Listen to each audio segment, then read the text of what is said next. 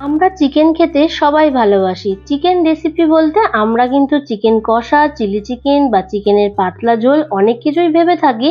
তবে আমি তোমাদের সাথে আজ যে চিকেনের রেসিপিটা শেয়ার করতে চলে এসেছি, আমি হরপ করে বলতে পারি এরকম চিকেন রেসিপি কিন্তু তোমরা আগে কখনোই খাওনি। তাহলে বন্ধুরা একেবারেই কিন্তু ভিডিওটা স্কিপ করবে না। ভিডিওটা স্কিপ করে গেলে কিন্তু এত সুন্দর রেসিপিটা তোমরা কিন্তু খুবই মিস করে যাবে। আর এই চিকেন রেসিপির সাথে যদি একটু ঝরঝরে পানির পোলাও হয় তাহলে তো কোনো কথাই হবে না, একেবারেই খাওয়াটা জমে যাবে। আর এই যে পানির পোলাওটা দেখছো, এটা কিন্তু আমার পোস্ট করা আছে, যদিও বা আমি ডেসক্রিপশনে দিয়ে দেবো, তোমরা অবশ্যই কিন্তু চেক আউট করে নিও। তাহলে চলো বন্ধুরা ভিডিওটা শুরু করা যাক। হ্যালো ফ্রেন্ডস, আমি সুস্মিতা, বং ব্লগার সুস্মিতা চ্যানেলে তোমাদের সবাইকে স্বাগত জানাই। আজ রেসিপি মিক্স নন ভেজ বল। আর এই ভিডিওটা ভালো লাগলে like, comment, share and subscribe করতে কিন্তু একেবারেই ভুলে যেও না। তাহলে চলো রেসিপিটা দেখানো যাক। মিক্স নন ভেজ বল বানানোর জন্য যা যা উপকরণে লাগছে এখানে দেখো, আমি পেঁয়াজগুলোকে ছোট ছোট করে টুকরো টুকরো করে কেটে নিয়েছি। সাথে নিয়ে নিলাম চিকেন। বাজার থেকে নিয়ে আসা চিকেনগুলো ভালোভাবে ধুয়ে নিয়ে মিক্সিং জারের মধ্যে পেস্ট করে নিয়েছি। এখানে আছে সিদ্ধ ডিম, কুসুম আর সাদা অংশ ভালো করে গ্রেট করে নিয়েছি। সাথে দিয়ে দিলাম সিদ্ধ আলু, এটাকেও কিন্তু গ্রেট করে নেওয়া। আর এর সাথে দিয়ে দেব গ্রেট করে নেওয়া পনির। তবে আমি কিন্তু এখানে 400 গ্রাম চিকেনের সাথে 150 গ্রাম মতন কিন্তু পনির ব্যবহার করেছি। তারপরে এখানে দিয়ে দিলাম 1 চামচ চিলি ফ্লেক্স, 1 চামচ অরিগ্যানো। অবশ্যই কিন্তু তোমরা এই দুটো মশলা একদমই দেবে, না হলে কিন্তু খেতে একেবারেই ভালো লাগবে না। তারপর স্বাদ অনুযায়ী লবণ অ্যাড করলাম, সামান্য একটু হলুদ গুঁড়ো দিয়ে দিলাম। তারপরে বেশ এটাকে ভালোভাবে কিন্তু মাখিয়ে নেবে, যাতে কোনোভাবে আলু সিদ্ধটা যেন গোটা গোটা না হয়ে থাকে। সমস্ত কিছু যেন মিহিভাবে সবার সাথে যেন গায়ে গায়ে বেশ ভালোভাবে লাগিয়ে থাকে।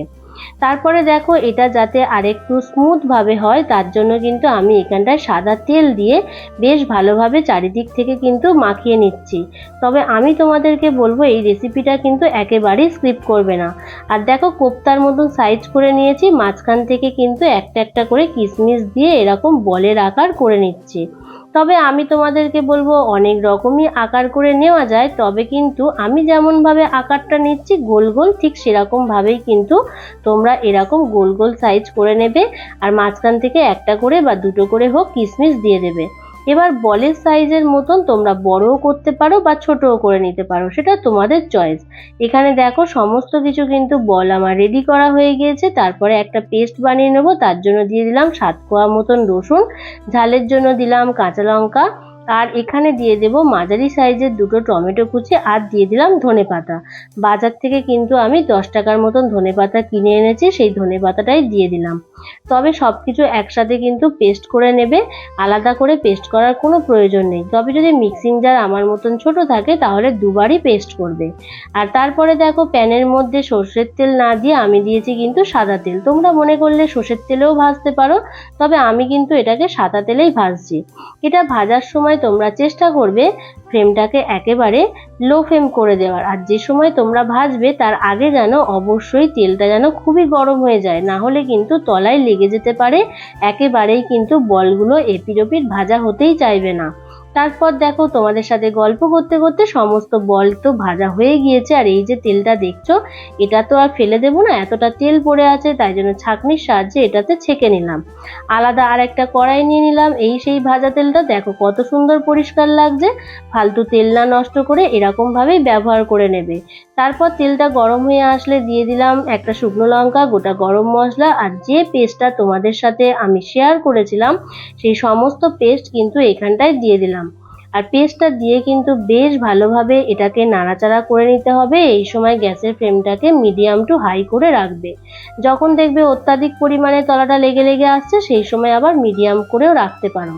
এরকম কষানো হয়ে যাবার পর তারপরে দেখো এখানটায় দিয়ে দিলাম স্বাদ অনুযায়ী লবণ, আর রঙের জন্য দিয়ে দিলাম হলুদের গুঁড়ো, কাশ্মীরি রেড চিলি পাউডার, সাথে দিয়ে দিলাম সামান্য একটু ধনের গুঁড়ো। এইটুকু মশলা দিয়েই কিন্তু তোমরা রান্না করবে। আর এখানটায় জিরের গুঁড়ো অবশ্যই দেবে, তবে আমি বলবো জিরের গুঁড়োর থেকে ধনের গুঁড়োটা একটু বেশি দেওয়ার চেষ্টা করবে। সমস্ত মশলা দিয়ে বেশ ভালোভাবে এটাকে কষাতে থাকবো। তবে এই সময় কষানোর সময় যখন দেখবে মশলাটা অনেকটা ধরে ধরে আসছে, সেই সময় কিন্তু তোমরা আবার মিডিয়াম টু লো ফ্লেম করে দেবে, আর তখন হাই ফ্লেমে রাখবে না। মিডিয়াম টু লো ফ্লেম করে দিয়ে অনবরত কিন্তু এটা নাড়াচাড়া করতে হবে। তোমরা এটা দেখতে পাবে আগের থেকে কিন্তু রঙের পরিবর্তনটাও অনেকটা হয়েছে, আর অনেক সুন্দর কিন্তু দেখতে লাগছে। আমি বলছি বন্ধুরা, তোমরা এই রেসিপিটা একবার করে খাও, খেতে যে এত সুন্দর লাগে, না বাড়িতে করে খেলে তোমরা কিন্তু একেবারেই বুঝতে পারবে না। তারপরে যখন দেখবে মশলাগুলো বেশ ভালোভাবে কষানো হয়ে গিয়েছে, সেই সময় কিন্তু এই বলগুলো দিয়ে দিতে হবে। বলগুলো দিয়ে ভালোভাবে নাড়াচাড়া করে নিতে হবে। তবে আমি তোমাদেরকে বলবো, যারা একটু ড্রাই খেতে পছন্দ করো তারা এরকম নাড়াচাড়া করে নেওয়ার পর উপর থেকে ধনেপাতা কুচি ছড়িয়ে দিয়ে তারপরে কিন্তু তোমরা খেতে পারো। কিন্তু আমি যেহেতু এটা পোলাওর সাথে আর কি ব্যবহার করব, তাই জন্য কিন্তু আমি এটাকে একেবারে ড্রাই করব না, একটু কিন্তু জল দেবো। তা জলটা দিয়ে কিন্তু বেশ ভালোভাবে সমস্ত কিছুর সাথে দেখতেই পাচ্ছ মিশিয়ে নিচ্ছি, যাতে জলটা সমস্ত জায়গায় লেগে যায়। ভালোভাবে এরকম মিশানো হয়ে যাওয়ার পর যখন দেখবে ফুটে আসছে, গ্রেভিটা অনেকটা কমে আসছে, তবে কিন্তু বেশি ফোটাবে না, তাহলে কিন্তু বলগুলো ভেঙে যেতে পারে। তারপর খাওয়ার সময় একেবারেই গোটা গোটা বল কিন্তু তোমরা খুঁজে পাবে না। তাই অল্প কিছুক্ষণ ফুটিয়ে নেবে। ফোটানো হয়ে যাবার পর বলগুলো কিন্তু আলাদা একটা পাত্রের মধ্যে আর কি নিয়ে রাখবে।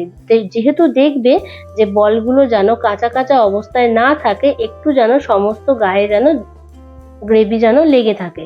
তারপরে দেখো বলগুলো তো তোলা হয়ে গিয়েছে, আর এখানে দেখো গ্রেভিটা কিন্তু বেশ ভালোভাবে ফুটতে শুরু করেছে।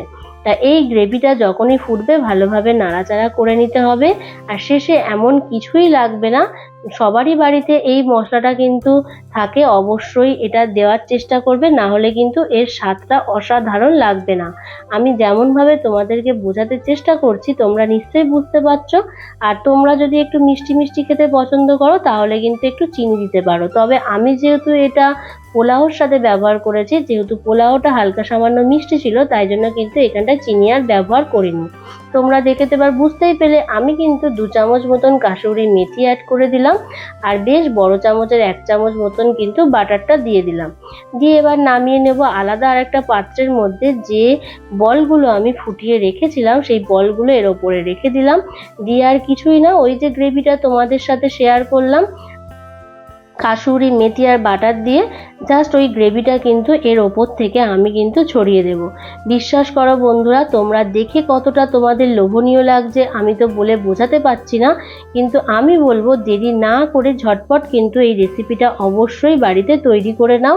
তারপর আমাকে কমেন্ট করে জানাও রেসিপিটা তোমাদের কেমন লাগলো। তবে আমি একটুখানি বলতে পারি, এই রেসিপিটা কিন্তু তোমরা আগে কখনোই খাওনি।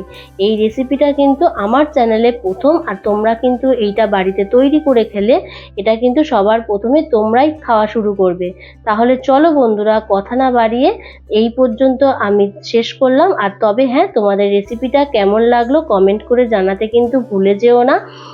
ভিডিওটা আজকের এখানেই শেষ করলাম। ভিডিওটা ভালো লাগলে লাইক কমেন্ট শেয়ার করতে একেবারেই ভুলে যাবে না। আর নতুন কেউ দেখে থাকলে চ্যানেলটাকে সাবস্ক্রাইব করে দিয়ে বেল আইকনটাকে অল করে দিয়ে আমার পাশে থেকো। আরও যদি কিছু রেসিপি জানার থাকে অবশ্যই কমেন্ট করে জানাবে, আমি সেগুলো উত্তর দেওয়ার যথাসাধ্য চেষ্টা করব। ভালো থেকো, সুস্থ থেকো, টাটা।